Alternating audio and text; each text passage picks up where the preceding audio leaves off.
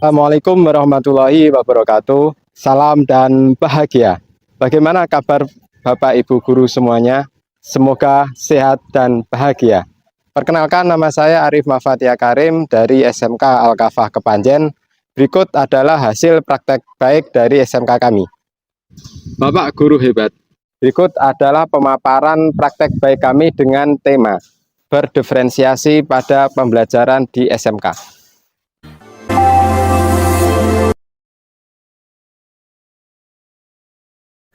SMK Al-Kafah Kepanjen memiliki murid yang beragam, baik yang dari dalam kota, luar kota, bahkan luar pulau.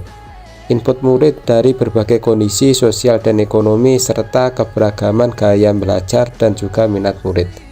Saya sebagai guru berupaya untuk memfasilitasi murid saya yang beragam agar mampu mendapatkan pembelajaran yang bermakna di sekolah.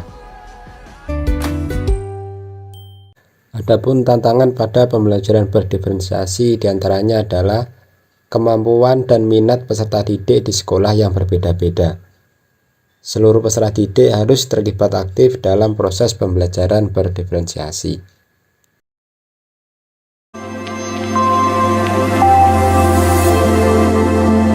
Untuk langkah yang pertama adalah identifikasi kebutuhan murid dengan melakukan observasi melalui wawancara sederhana di kelas. Selanjutnya adalah pengisian angket sederhana di Google Form tentang analisis kebutuhan murid. Yang pertama adalah hasil pemetaan kebutuhan belajar berdasarkan profil belajar murid, di mana preferensi gaya belajar yang paling banyak dan dominan adalah kinestetik dibandingkan dengan visual ataupun auditorial. Selanjutnya adalah pemetaan kebutuhan belajar berdasarkan minat belajar. Arah minat kegemaran pada siswa condong lebih banyak pada bidang teknologi dan musik. Dan yang terakhir adalah pemetaan kebutuhan belajar berdasarkan kesiapan belajar atau readiness. Ini strategi yang akan saya gunakan adalah yang pertama adalah penggunaan diferensi konten, yang kedua adalah diferensiasi proses, dan selanjutnya adalah diferensiasi produk. Untuk selanjutnya adalah mempersiapkan media pembelajaran dengan berdasarkan gaya belajar, meliputi visual, auditorial, dan kinestetik. Pada kegiatan pendahuluan didahului dengan kegiatan persiapan baris sebelum kegiatan, laporan ketua kelas, berdoa, serta absensi.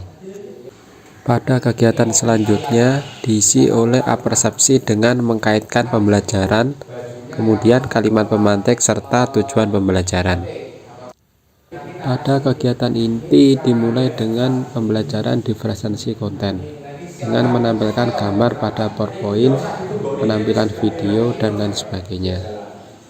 Untuk selanjutnya adalah diferensiasi proses, di mana membagi kelompok secara fleksibel sesuaikan dengan minat dan kemampuan awal, memberi sedikit arahan untuk murid yang sudah mempunyai pemahaman tinggi selanjutnya bekerja secara mandiri, memberikan arahan pada murid dengan tingkat pemahaman sedang sampai siswa paham selanjutnya bekerja secara mandiri, dan juga memberikan arahan lebih banyak pada murid dengan tingkat pemahaman yang rendah.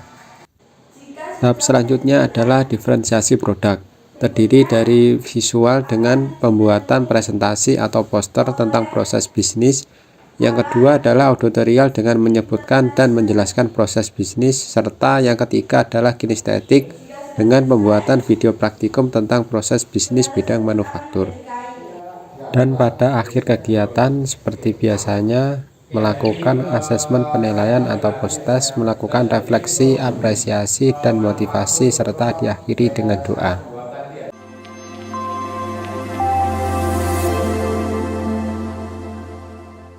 Dan berikut adalah riset dan juga refleksi pada pembelajaran berdiferensiasi. Saya pada pembelajaran diferensiasi dengan topik proses bisnis pada bidang manufaktur dan rekayasa sangat menyenangkan dan bisa menambah wawasan pada pengalaman belajar saya. Warahmatullahi wabarakatuh.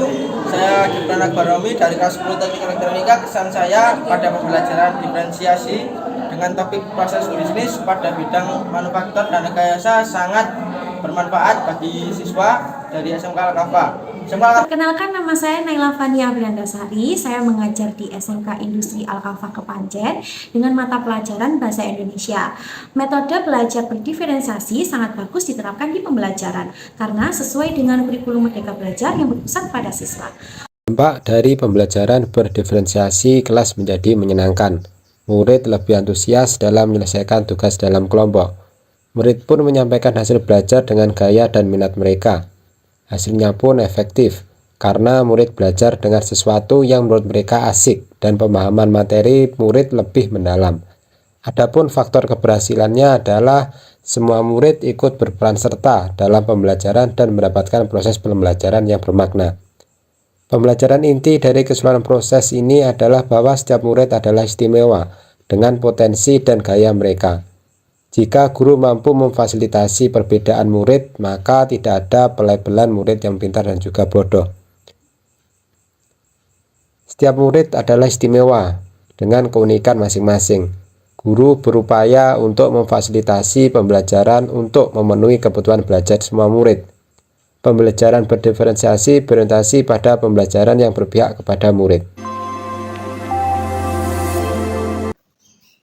Bapak guru hebat semuanya. Demikianlah hasil praktek baik yang dapat saya sampaikan. Mohon maaf apabila banyak kekurangan. Saya akhiri, wassalamualaikum warahmatullahi wabarakatuh. Salam dan bahagia.